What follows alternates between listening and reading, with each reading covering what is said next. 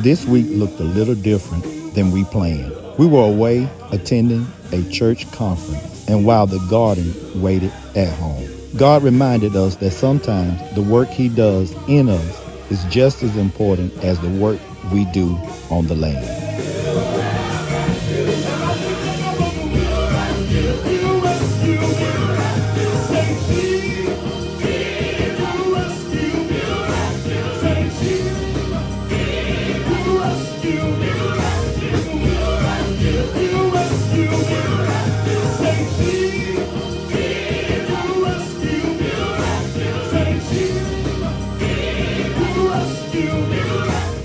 Sometimes the work God does in us comes before the work He does through us. Welcome to Abundant Fields Podcast, where faith, family, and the land comes together. This is the real journey of building a meaningful life through homesteading, stewardship, hard work, and faith, one field at a time. Whether you are just getting started or rebuilding your life around what matters the most, you're in the right place. Let's get into it. Welcome back to episode 10. We are so glad that you joined us today. And we're excited that it's episode 10. Who would have known we gotten this far already? We're talking about when God changes your plans, or when things you have to make transition, you have to shift things around. This past week, we spent time in Birmingham, Alabama for our Apostolic International Alliance, had our 12th annual conference this past week, and we had a tremendous time in Birmingham with all the saints, all the pastors and bishops and apostles that we were with this weekend. We had a great time. And I'm telling you, the Lord met us in every service. So we thank God for that. We knew the conference was coming up. We had planned to do episode 10 a little different this week. We were going to actually complete our cleaning the garden out, because we didn't finish that last week. We was going to complete that, and then we were going to begin building our no-till beds for this episode. But again, we ran out of time this week. That's all part of it. We ran out of time, so we had to go to Birmingham for a few days and was there, so we didn't get to complete that project. But just because our plans or our schedule changed, the vision does not change. So we are going to definitely get that completed. I'm just not going to say when, because being a pastor, you have to be able to be flexible and move with change and transition at different times. Again, we was well aware that it was coming up. We just thought we'll be able to get the work in before we actually left. But we did not. So again, like I said, we're going to make sure we do get that, and you all will get a chance to see that and be a part of that. So what we did, we had a great time. We did. From night one all the way through Friday night. Wednesday night came. Oh yes, the word went forth. The word awesome. Every night the word, even in the day sessions that I was able to make. Praise and worship services. Oh, the praise and worship was off the chain. If y'all don't mind me saying it like that. We just thank God for everybody that played a part, and people's heart was really into it. And I'm telling you, we had an encounter with the Lord there at the AIA 12th annual conference. We had a great time. Next year we're going to be in Mobile.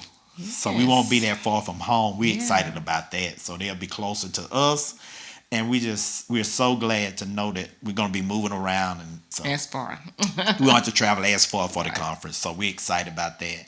And let me go and throw this little caveat. So I'm scheduled to preach next year during the conference, and we'll put those dates out later. I'll be preaching that Friday during our day session. So that's something I'm looking forward to. And I appreciate our presiding prelate for it. Asking me to preach that day. So we're looking forward to that. So let's just talk about this. This is a part of being a pastor, working a full-time job, both of us, and as well as trying to build a homestead. Also, not just the homestead, the family side of the homestead, our own food, as well as trying to move into other areas within the homestead and this whole journey. We're so happy and excited about what God is doing for us on that front. Hopefully, we'll see some other activities coming up pretty soon, or you'll see us doing a little more things, and we're gonna begin incorporating a whole lot of other things. Again, we're still in the learning stages, so we may not have a lot of products out there just yet, but because we're learning how to do it, because we want to do one thing about ministry, and we sure enough believe that what we're doing here at Abundant Fields is a ministry, Yes. as well as, and I think we should do ministry with excellence. That doesn't say that we won't make mistakes, but when we do, we'll learn from them. So I think, but everything we do for God, we should do it from our heart and the best of our ability. So, That's right.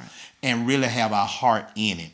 I often say this: it's a heart thing. So if it's not in your heart, you'll never do it. But I'm glad that God has given us this vision and opening doors for us, Yes. as well as just.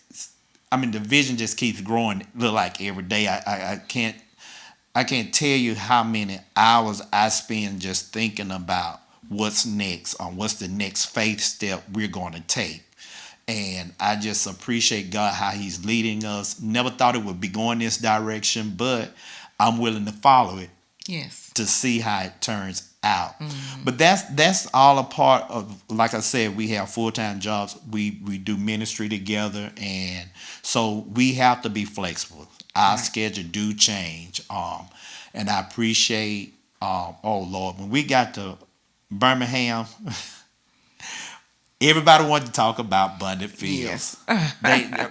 People are following us from way just all over. All different walks of life. All different walks of life. When they see us, that's the first thing they ask. How are the chickens? What about the eggs? I know you didn't come all the way up here and didn't bring us any eggs. But it really makes us feel good knowing that, because you think people, you be doing this, but you don't think anybody's really watching or following you. But people are watching and following us. Right. And it's just so exciting to be able to talk with people. I even got a chance to share in the board meeting Thursday morning that I know y'all know me as the chicken man or the egg man, but it's really becoming a ministry for us, and we are so thankful and grateful. And that's the talk. Everybody wants to come visit, so we trying to get things lined out and organized around here so that we can open it up to do farm days and garden tours and let people come see actually what we're doing and how we're doing it. Yeah. So what do you think? What you thought about the conference? And I know you already spoke on a little bit, but Yeah, I thought it was a wonderful time in the Lord.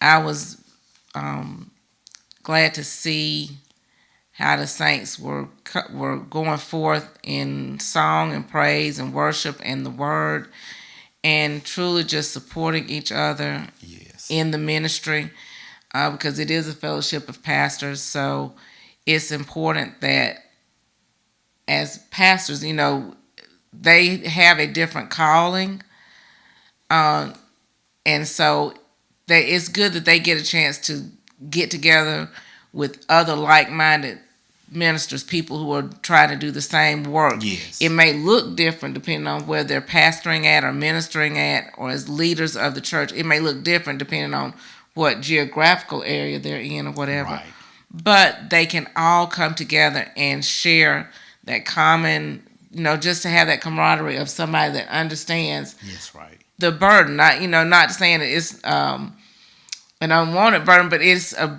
big responsibility. Yes. And so it's good to always get around other people who are trying to do the same thing that you're trying to do, so that you can support each other and bounce ideas off of each other. So the whole premise of the fellowship is wonderful. It is a blessing, and I just thank God for allowing us to be a part of it this past few days. It's been a blessing. Yes, It was a yes. blessing. And I feel strengthened. I feel encouraged in the ministry and in the Lord. Because I'm telling you, we really heard the word of God to help us to strengthen us, and so that is a blessing. And not only does it strengthen us for our ministry with our local church, but just everyday life, because they really try to cover and take care of the whole man, if I can say it like that, minister to the whole man. So, and I do appreciate God for that. And I just thank God for the vision that He's given Apostle Joseph Hamilton with the AIA and all those that work alongside Yes, his him. wife and his children, Lady Oh, Hamilton, and his children.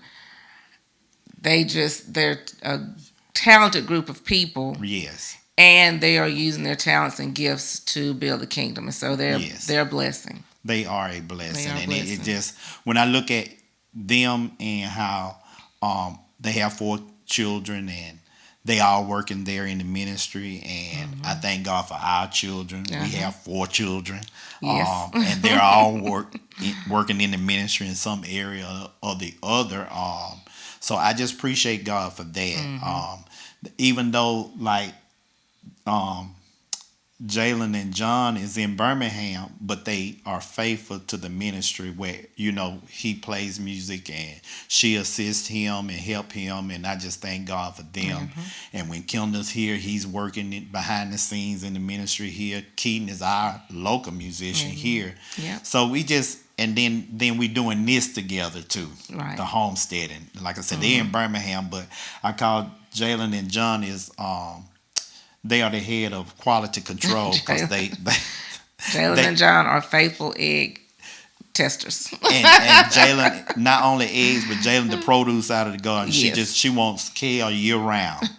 So, but I'm getting ready to do that as well. That'll be something I'll talk about in just a minute. But like I say, and Keaton, he moved back to Mobile, but he drives up for services on Sundays that he's not working, and he don't want me to have chickens or as many chickens, but he want eggs all the time. But he's another one. He's faithful with the eggs. So we thank God for that. But as I was saying, going forward, we are going to continue moving forward with building the no-till garden beds. Hopefully this week, we'll. That's the plan. I don't Okay, the have next all step. the resources that I need. I'm limited, low on the wood chips that I put in the walking pad. So I'm gonna stretch that as far as I can right now. But what I'm going to do, I'm only going to do so many beds and enough to do that demonstration for you all as well as for us. And then we're going to move the silage tarp back over the other part until we get the rest of our resources that we need in order to build the entire garden. So y'all will see that hopefully by next weekend. And then something else I want to do this week, I really need to go ahead and start our fall garden seedlings. So I want to try to get that done. As most of us know, they've had a big recall on lettuce. So we're going to attempt to plant our own lettuce, along with our brassicas, if I can say that right, along with our kale, collards, cabbages. We're going to do turnips Yes. and probably some mustards. So Yeah. we, Different squash. we're going to do squash, yes. And we're going to look at planting whatever flowers we can for the fall. So hopefully we have enough space and enough resources to get that much done. But we definitely getting ready for our fall garden. And this year we thankful that we'll be able to start our seedlings early than we did last year. Yeah. And try to do what we can to take care of those. That's pretty much what we got coming up. Again, we're gonna keep tackling at this grass. Yeah. Fighting with the grass. So y'all will see that. So We did work in the garden some this week, but between our work schedules and getting ready to go to the conference, we just didn't get quite as far as we intended Right. to. We're going to be picking that back up. Yep. So we may not get to everything, but that's part of it.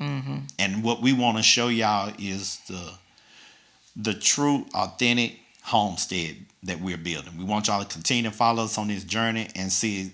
We want to show you life happens. Beginning our next episode, before we close out our episode, what we'll do is our community corner. We're going to have a community corner segment where if you would have any comments, encouraging words, or questions for us, if you would ask us anything during the week, you could be featured on the community corner segment of our podcast beginning next Sunday. So we do want you to do that. We love it that you're watching. We definitely want to interact with you. So be sure to make comments. Be sure to hit the thumbs up when you are watching. Please do that. If you haven't subscribed to our YouTube channel, please subscribe to that.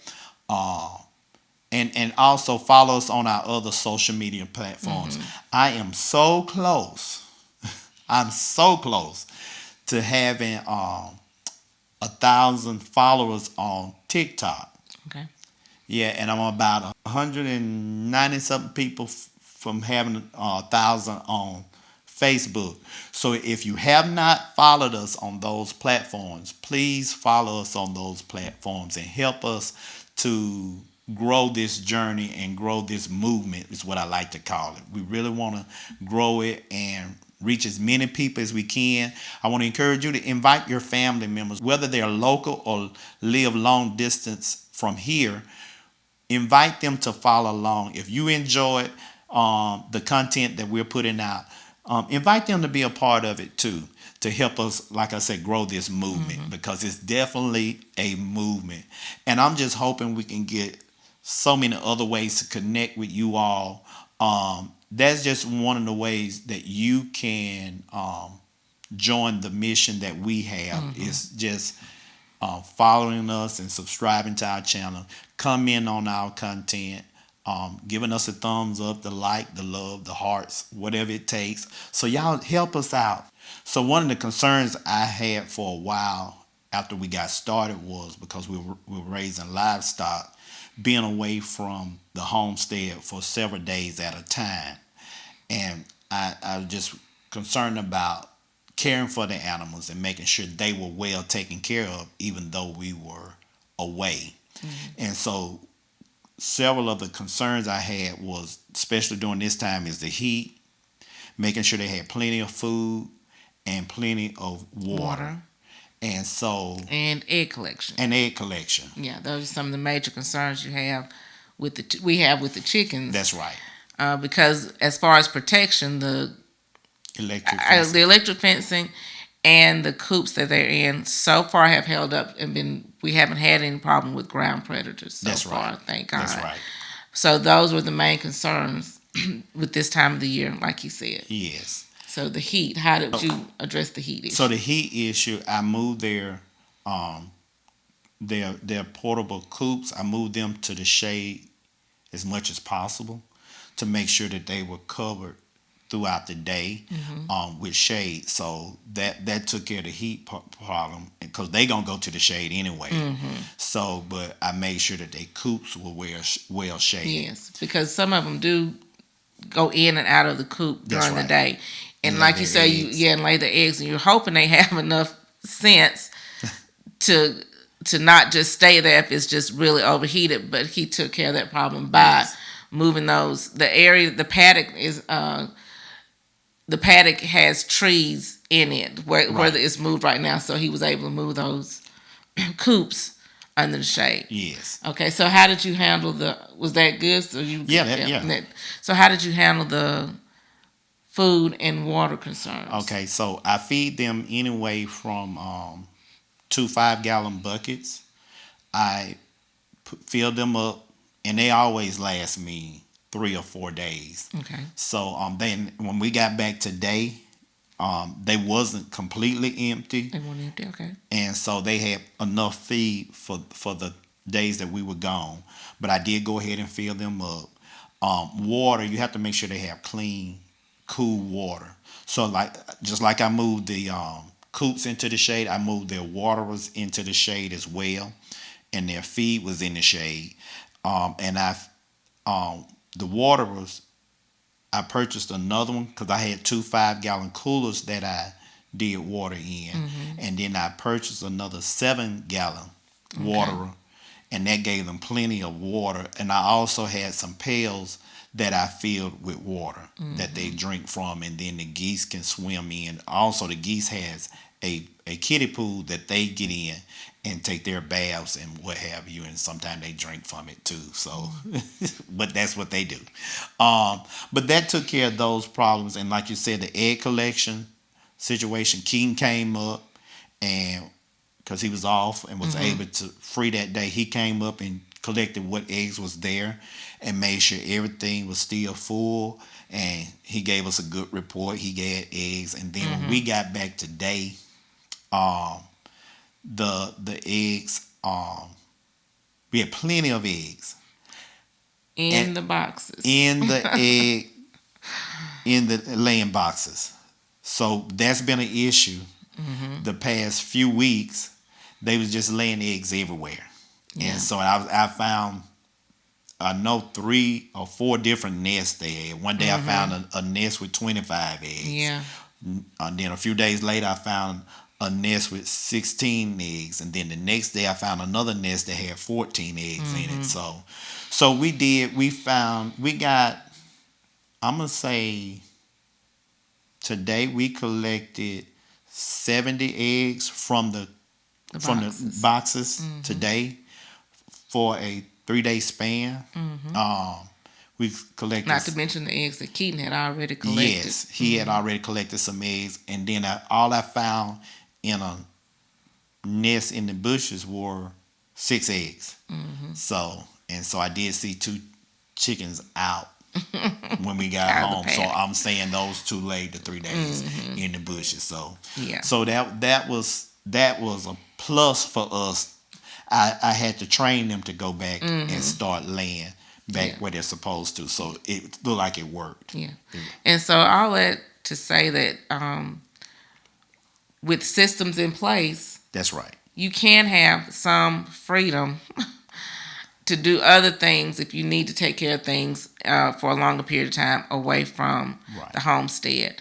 And that's not to say that, just like we had Keaton to come in and check in, but I feel like even if he hadn't come, it seems like everything was going pretty smoothly. Everything went smoothly. Everything went smoothly. So that's a good thing to know that we can still take care of other things because of the systems that are in place. That's right. So, and I often say anybody can start a homestead and build a homestead, but you have to have systems in place. Without systems, it makes it really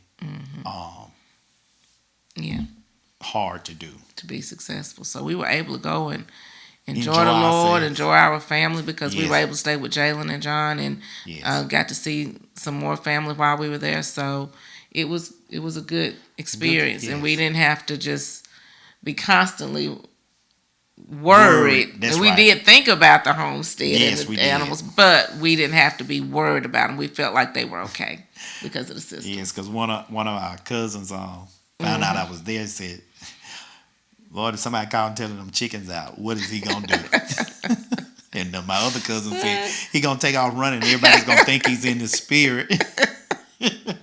But he going to be trying to get to his chickens. Yeah. So, but no, we did enjoy ourselves. And I'm glad we learned that we can do it and had means to get it done and not even be at home. Yeah. So you can take a vacation if you have systems in place.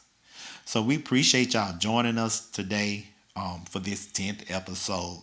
Again, meet us back next week at 4 p.m. on next Sunday for episode 11.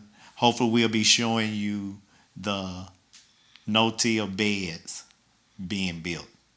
So we appreciate y'all, and until then, we say to you to be blessed. Be blessed. Thanks for joining us on the Abundant Fields podcast. If today's episode encouraged you, be sure to subscribe, leave a review, and share it with a friend. Follow Abundant Fields across social media for more content on faith, family, and homesteading. Remember, we're not just growing food. We're growing faith, strengthening the family, and cultivating a legacy. Until next time, God bless and keep sowing seeds of faith.